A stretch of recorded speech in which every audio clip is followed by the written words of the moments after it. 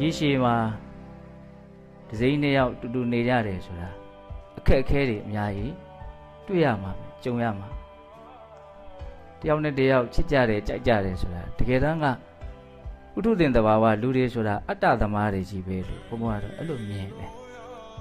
ဘာလို့သူ့ကိုချစ်တာတော့ဆိုရင်အဓိကတော့ကိုယ့်ကိုချစ်လို့ချစ်တာများပါဟုတ်လားကိုယ့်ပေါ်မှာကောင်းတယ်လို့ထင်နေသေးသမျှကျွတ်တို့ချစ်နေကြအောင်မှာဟုတ်တယ်မဟုတ်လားကိုယ့်ပေါ်မကောင်းတော့ဘူးလို့မြင်လာတဲ့တနေ့အဲ့ဒါတွေဟာဘာလို့သွားနိုင်လို့ပျက်စီးသွားနိုင်ဘယ်ရာမှတည်မြဲနေတာမရှိချစ်ချင်းတရားကလည်းမတည်မြဲတဲ့အရာတွေတဲကတစ်ခုပဲအဲ့ဒါကိုလည်းဘုံဘုံတို့ဘယ်လိုထားမှာတော့နားလည်ထားရကျွတ်တို့ရဲ့ချစ်ချင်းတရားတွေမှာပညာပါမှဒီဥစ္စာအဆင့်အတန်းမြင့်မားနိုင်တယ်ဘုံဘုံကမြင်တော့ပညာဆိုတာဘယ်ရာရဲ့အပေါ်မဆိုအမှန်တိုင်းသိတဲ့သဘောနားလည်တဲ့သဘောပညာလို့ပြောတယ်အဲ့ဒီပညာနဲပါတဲ့အခါမှာ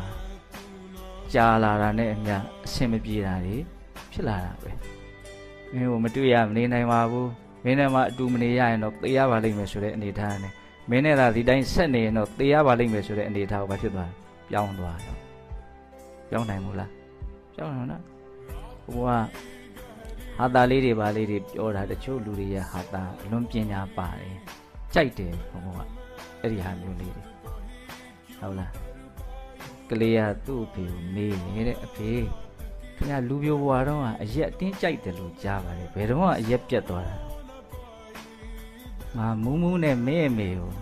လက်ထပ်ခွင့်တောင်းတဲ့နေ့ကစပြီးတော့အဲ့ဒါငါစိတ်နာပြီးတော့ရက်ပြတ်သွားတယ်လို့ပြောတယ်ဒါဘာတွေပြောနေရလဲဒါတကယ်လူလောကမှာတကယ်ဖြစ်နေတဲ့အမှန်တရားတွေအတူတူသာဆက်ပြီးတော့နေတာနေကြတာစိတ်ထဲကနေခြင်းလှကြည့်ရလို့မရှိဘဲနဲ့စိတ်ကုံရဲနဲ့နေနေတဲ့လူတွေကပိုများမယ်လို့ကျုပ်ကတော့အဲ့လိုထင်တာဟုတ်လားအကြောင်းကိုထောက်ဆပြီးအာရီသမီးတွေရှိလာပြီဆိုတော့လေဒီလိုပဲအောင်အေးပြီးတော့ဗာနှွေးထွေးမှုကမရှိဘဲနဲ့နေကြတာတွေမရှိဘူးလား